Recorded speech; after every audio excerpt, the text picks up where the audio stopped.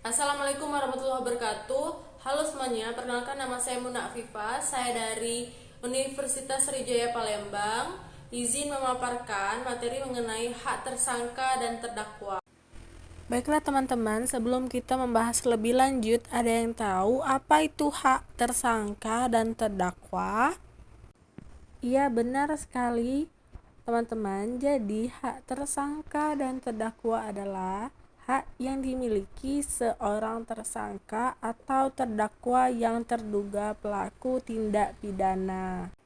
Lalu selanjutnya, ada yang tahu apa itu tersangka? Ya, benar sekali teman-teman. Jadi tersangka adalah seseorang yang diduga sebagai pelaku atas suatu tindak pidana berdasarkan dua alat bukti yang didukung barang bukti.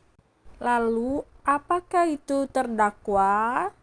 Benar sekali teman-teman. Jadi, terdakwa adalah seseorang yang diduga telah melakukan suatu tindak pidana dan ada cukup alasan untuk dilakukan pemeriksaan di muka sidang pengadilan. Lalu terdapat hak tersangka dan terdakwa diatur dalam pasal 50 sampai dengan 68 KUHP. Yang pertama, hak untuk diam. Artinya hak ini tersangka ataupun terdakwa berhak untuk tidak menyatakan atau untuk diam. Yang kedua, hak secara bebas untuk menyangkal, mengakui, tidak diancam. Artinya, tersangka dan terdakwa memiliki hak secara bebas dapat menyangkal, mengakui tidak adanya ancaman datang dari luar. Lalu yang ketiga, hak diadili dengan bahasa yang dimengerti. Artinya, terdapat seorang ahli yang dapat menerjemahkan saat terjadinya sidang dilakukan. Lalu terakhir, mendapatkan bantuan hukum. Artinya, tersangka dan terdakwa berhak mendapatkan bantuan hukum. Lalu bantuan hukum diatur dalam pasal 69 sampai dengan 74. Yang pertama, aparat penegak hukum dalam setiap pemeriksaan wajib hak tersangka dan terdakwa.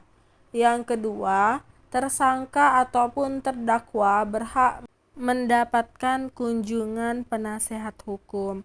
Yang ketiga, aparat penegak hukum yang melanggar ketentuan dapat dikenakan sanksi atau berakibat batalnya BAP. Lalu terdapat ganti kerugian. Ganti kerugian hak seseorang untuk mendapatkan pemenuhan atas tuntutannya yang berupa imbalan sejumlah uang karena ditangkap, ditahan, dituntut atau diadili tanpa alasan yang berdasarkan undang-undang. Artinya, dalam ganti kerugian ini, seseorang memiliki hak untuk mendapatkan pemenuhan atas tuntutan sesuatu yang salah berdasarkan undang-undang atau karena kekeliruan mengenai orangnya atau hukum yang ditetapkan menurut cara yang diatur dalam Undang-Undang Pasal 1 Angka 22 KUHP. Lalu selanjutnya terdapat rehabilitasi. Rehabilitasi merupakan hak seseorang untuk mendapatkan pemulihan haknya dalam kemampuan, kedudukan, dan hakikat serta martabatnya yang diberikan pada tingkat penyelidikan, penuntutan, atau peradilan karena ditangkap, ditahan, dituntut maupun diadili tanpa alasan yang berdasarkan undang-undang atau karena kekeliruan mengenai orangnya atau hukum yang diterapkan menurut cara yang diatur dalam Undang-Undang Pasal 1 Angka 23 KUHP.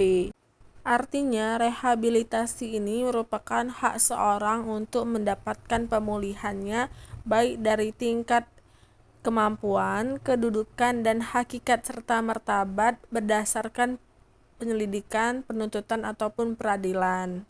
Sebagaimana seperti ditangkap, ditahan, ataupun dituntut maupun diadili tanpa alasan yang berdasarkan undang-undang. Lalu, rehabilitasi ini diatur dalam ketentuan Pasal 97 Undang-Undang Nomor 8 Tahun 1981 tentang Hukum Acara Pidana dengan ketentuan sebagai berikut.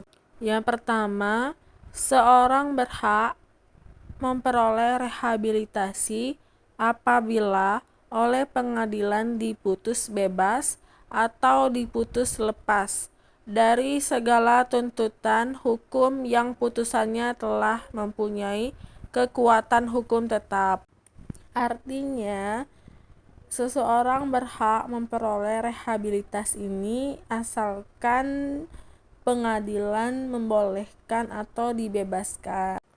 Lalu, rehabilitasi tersebut diberikan dan dicantumkan sekaligus dalam putusan pengadilan. Artinya, rehabilitasi ini biasanya dicantumkan dalam putusan pengadilan. Lalu yang ketiga, permintaan rehabilitasi oleh tersangka atas penangkapan atau penahanan tanpa alasan yang berdasarkan undang-undang atau kekeliruan mengenai orang atau hukum yang diterapkan. Artinya, terdapat permintaan rehabilitasi oleh tersangka mengenai kekeliruan yang terjadi antara orang ataupun hukum yang telah diterapkan.